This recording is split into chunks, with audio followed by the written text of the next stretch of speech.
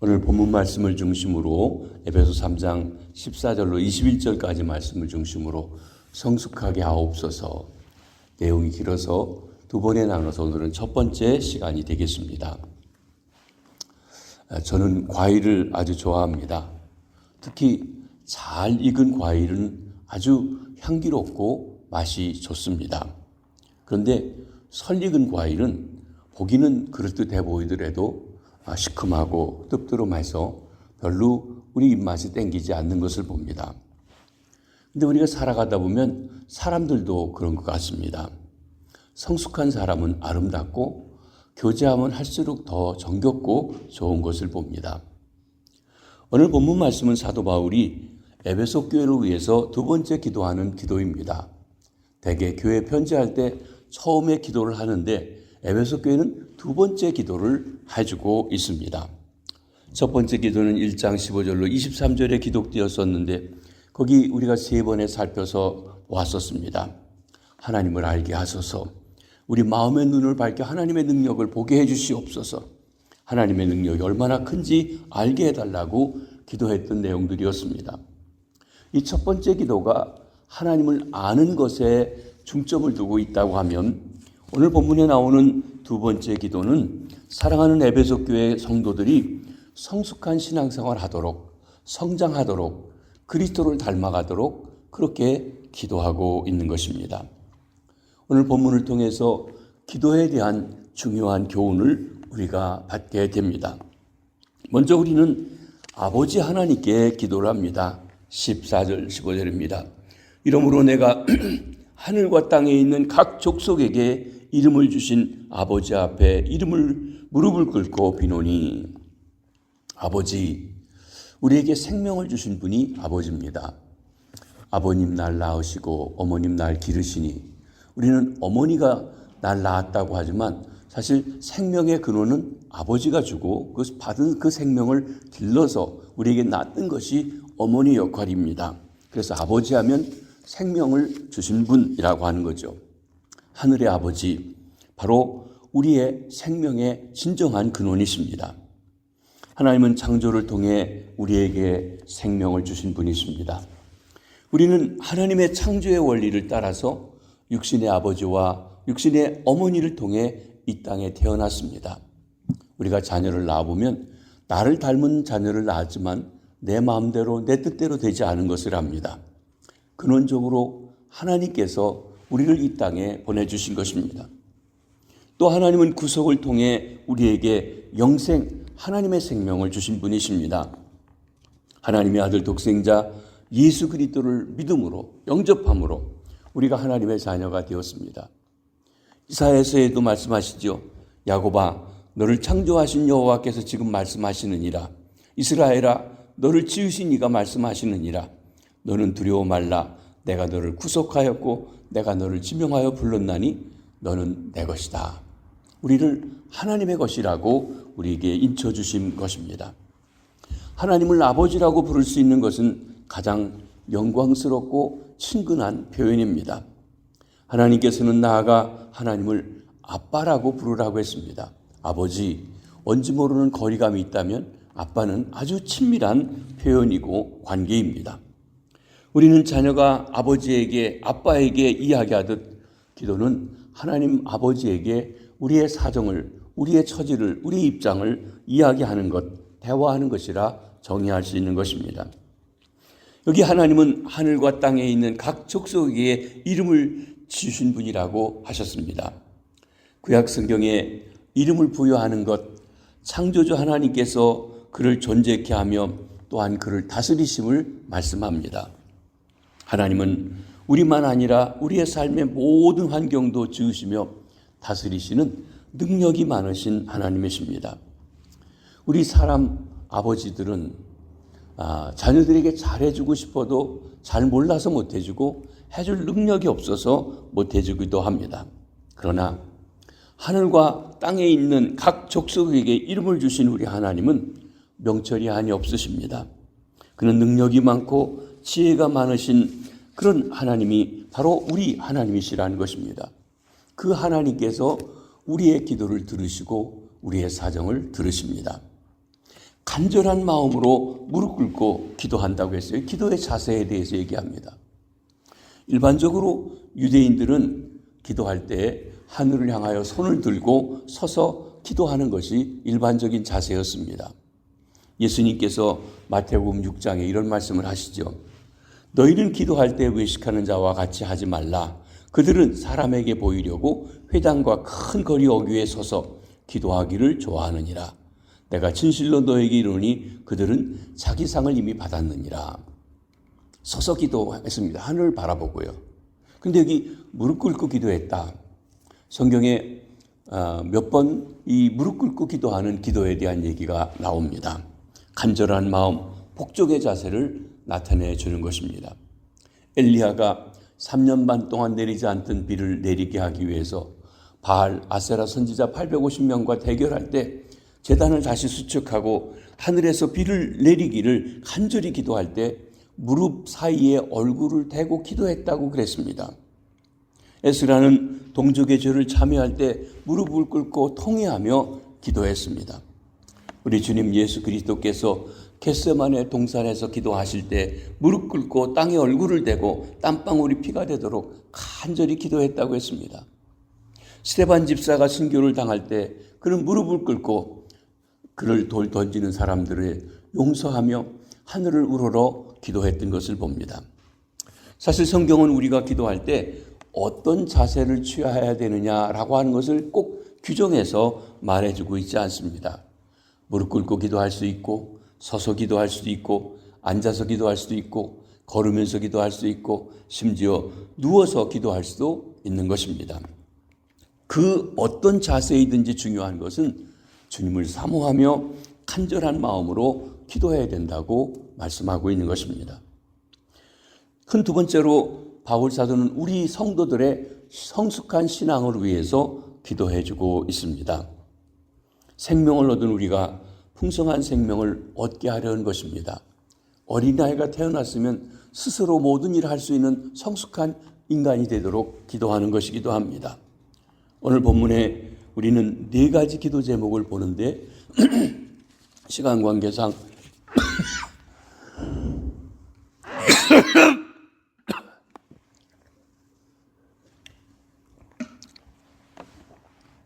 처음 2가지만 보고 우리 기도를 응답하신 하나님에 대한 말씀을 한 다음에 다음 주에 3번째, 4번째 더 자세히 말씀을 드리도록 하겠습니다. 첫 번째 기도는 속사람을 강건하게 하옵소서 하는 기도입니다. 여기 16절입니다. 그의 영광의 풍성함을 따라 그의 성령으로 말미암아 너희 속사람을 능력으로 강건하게 하시오며. 우리에게 속사람이 있습니다. 속사람은 외모나 용모나 육체의 건강을 말하는 겉사람과는 다른 것입니다.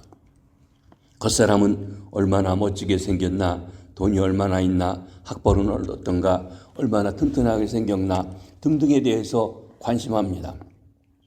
그에 비해서 속사람은 우리 영혼, 마음, 생각, 이성, 의지가 활동하는 인격을 말한다고 할 것입니다. 우리가 하나님과 관계하는 것도 속사람에게 속한 것입니다. 고린도서 4장 16절에 바울은 겉사람과 속사람을 이렇게 말씀하고 있습니다. 그러므로 우리가 낙심하지 아니하노니 우리 겉사람은 낡아지나 우리 속사람은 날로 새로워지도다. 우리가 나이가 들면 겉사람은 후패해집니다. 좀 더 낡아집니다. 언젠가는 세상을 떠나게 됩니다. 그러나 우리 속사람은 날로 새로워질 수 있다고 말씀하시는 것입니다. 바울 사도는 겉사람에게 인생의 의미를 부여하지 않았습니다. 겉사람에게 인생의 가치를 부여하면 겉사람이 세상을 사라질 때 모든 희망도 사라지는 것입니다. 그러나 불멸의 속사람에게 중요한 의미를 부여하면 겉사람은 사라져고 낡아져도 속사람은 날로 새롭게 되어지는 것입니다. 그렇다고 바울 사도가 당시 영지주의자들처럼 영과 육을 나누면서 그리고 물질 세계를 부정하고 영만 제일이라고 하는 그런 이원론자는 아니었습니다. 하나님이 원하시는 삶은 속사람에게 있습니다. 그러기에 바울 사도는 이 속 사람의 건강을 위해서, 강건함을 위해서 기도하고 있습니다. 우리는 질문해 봅니다. 내 영혼은 얼마나 순결해 가고 있는지요? 나는 얼마나 주님의 인격을 닮았는지요? 그런데 이 속 사람은 성령의 능력으로 강건해진다고 오늘 본문에 말씀하십니다. 우리 삶의 건강이 중요합니다. 그래서 우리는 건강을 위해서 기도합니다. 영육간에 건강해야 합니다. 근데 우리 겉사람이 건강해지려면, 육체가 건강해지려면 여러분 여러 가지 요소들이 필요하죠. 적당한 운동도 해야 합니다. 영양가 있는 음식을 골고루 잘 섭취해야 됩니다. 때로는 휴식을 취해야 합니다. 그러나 우리 속사람이 강건해지려면 하나님의 성령님의 역사, 성령님의 능력으로 우리 속사람이 강건해진다고 했습니다. 그러면 성령님은 어떠한 때 우리에게 역사하시고 은혜를 베푸시고 함께 해주시는가요? 성경을 통해 보면 성령은 먼저 기도하는 이들에게 함께 하십니다. 그 기도는 영혼의 호흡, 속사람의 호흡이라고 하신 것입니다. 사도행전 2장에 보면 120여 명의 성도들이 마음을 같이해서 오로지 기도할 때 성령께서 강하게 임하셨습니다. 우리 시온교회 기도에 전심을 다해서 성령의 능력으로 속사람이 강건해지는 축복이 있으시기를 바랍니다. 두 번째로 성령께서는 말씀과 함께 역사하십니다. 말씀은 우리 영혼의 양식입니다. 성령은 말씀의 영입니다. 성경을 기록하게 하시고 그 말씀이 우리에게 적용되도록 역사해 주시는 바로 말씀입니다. 사도행전 2장에 보면 이스라엘 백성들이 베드로의 설교, 하나님의 말씀을 듣고 찔림을 받아 형제들아 우리가 어찌할꼬 하며 회개할 때 성령의 능력을 힘입고 거듭나고 새로워지고 능력을 힘입었습니다. 사도행전 10장에 보면 이방인 할례받지 않은 사람 고넬료가 하나님의 역사 가운데 베드로를 통하여 말씀을 들을 때 성령이 그에게 강력하게 임하셔서 방언도 하고 또 하나님의 임재를 보여주자 그들을 세례주고 받아들여서 이제 할례 주지 않아도 하나님의 자녀가 되는 길이 열려지게 되었습니다. 이렇게 성령의 역사 말씀 속에 있습니다. 우리 시온교회 하나님의 말씀이 살아있고 그 말씀을 사랑하고 묵상하고 말씀을 부지런히 가르치고 배워서 말씀대로 살아감으로 성령의 능력으로 속사람이 강건해지는 축복이 있으시기를 바랍니다. 성령께서는 또한 찬양과 함께합니다. 영들은 음악 속에 있다고 합니다. 그래서 이 세상의 음악에는 악령들의 역사가 있어서 사람들의 마음을 휘어잡는다면 성령께서는 이 거룩한 찬양을 통해서 하나님께서 임재하십니다.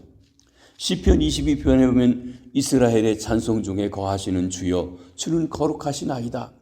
찬양 속에 거하신다고 했어요.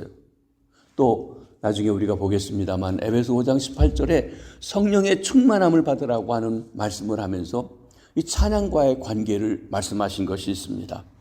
시와 찬송과 신령한 노래로 서로 화답할 때 성령의 충만한 역사가 있습니다.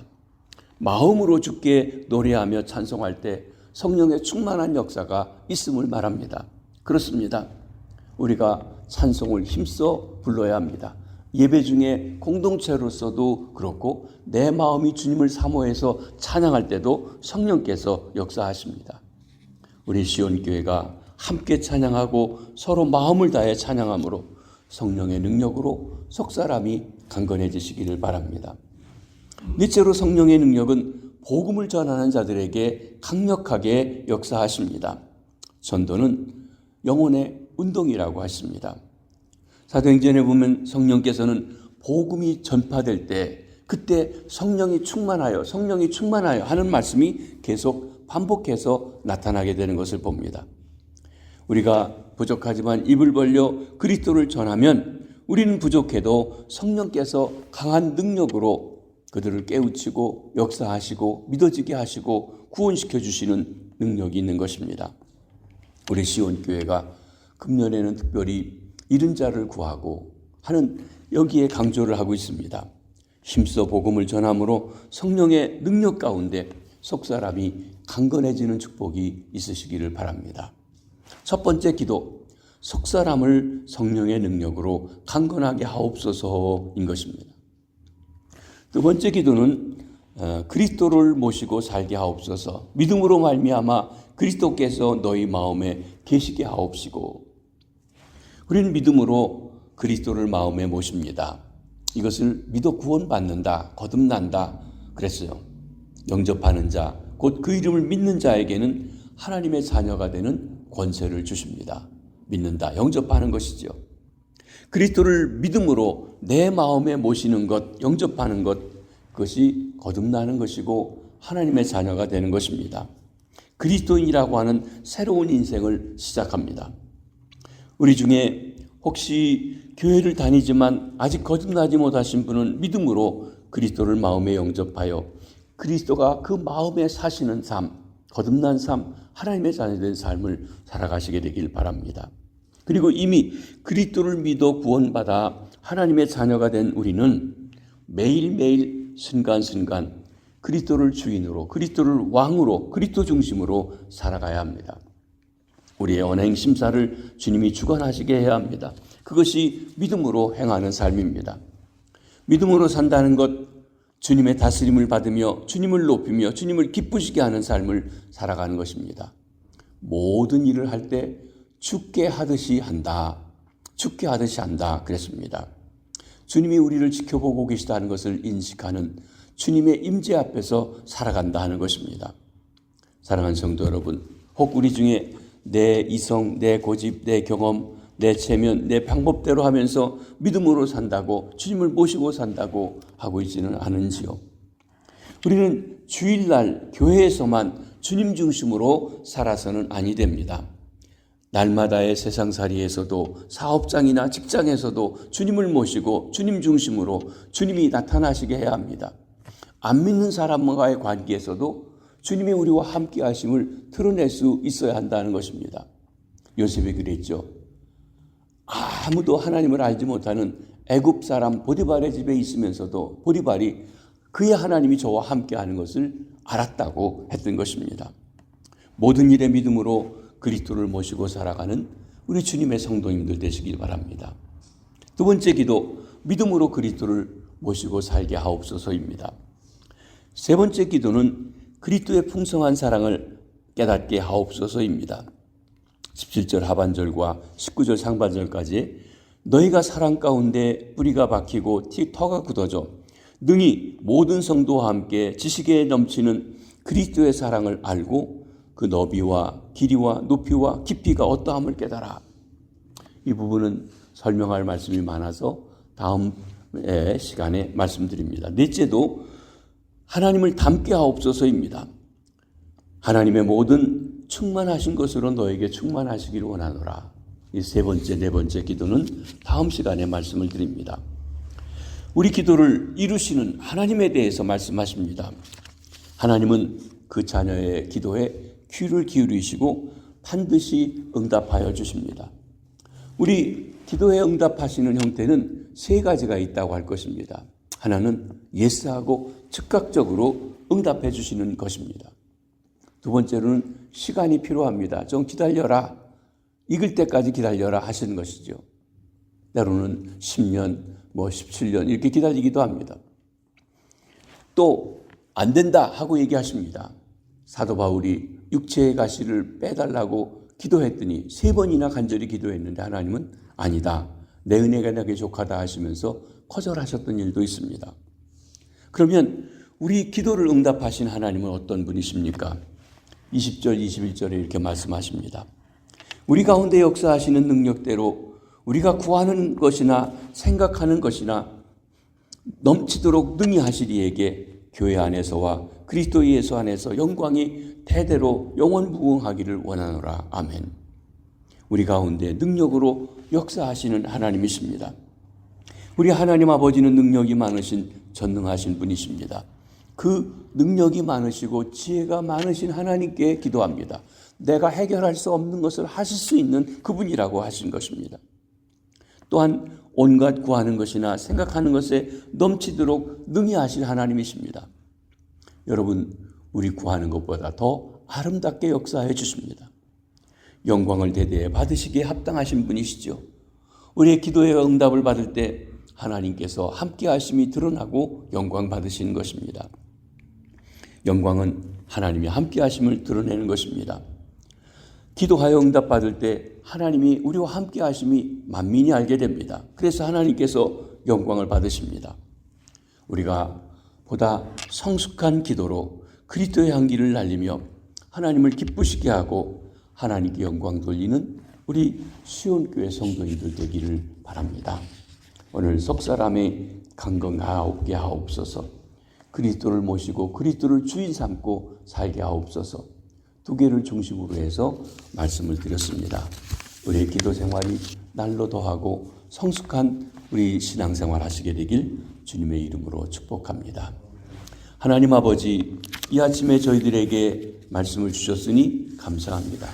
바울 사도가 에베소 교인들이 성숙하기 위해서 기도한 것을 봅니다. 우리도 성령의 능력으로 우리 속사람이 강건하게 하시고 성령의 역사에 민감하게 반응하며 성령님과 함께 살아가게 하시옵소서. 주님이 내 안에 내주에 계신데 그 주님을 주인으로 인정하고 날마다의 삶에서 죽게 하듯 모든 삶의 현장에서 함께 하셔서 주님이 우리를 다스려 영광 받으시는 복된 삶이 되게 해 주시옵소서. 하나님, 우리가 주님의 사랑을 깨닫고 주님을 닮아가는 귀한 삶도 되게 해 주시옵소서. 오늘 하루도 주 안에서 승리케 하시되 일터에서 사업장에서 직장에서 주님 함께 하시고 주의 임재를 나타내시옵소서. 새로운 학기를 맞이해서 공부하는 우리 자녀들에게 지혜를 주시고 하나님께서 보호하시고 인도해 주시옵소서. 병상에 있는 환우들, 암과 투병하는 우리 김순자 권사님, 감기와 몸살로 몹시 고생하는 우리 담임 목사님과 사모님 강건케 해주시고 또 응급실에 계신 집사님에게도 회복해 주시옵소서. 우리의 기도 제목들 함께 하시되 우리 자녀들의 신분 문제로 기도하는 일도 있습니다. 하나님, 우리가 이 땅에 살아가면서 필요한 신분의 문제, 시민권의 문제, 영주권의 문제도 아름답게 해결해 주시옵소서. 이 하루도 주께서 함께해 주시고 승리하는 복된 날 되게 하옵소서. 예수님의 이름으로 기도하옵나이다. 아멘. 자유로 기도하시겠습니다.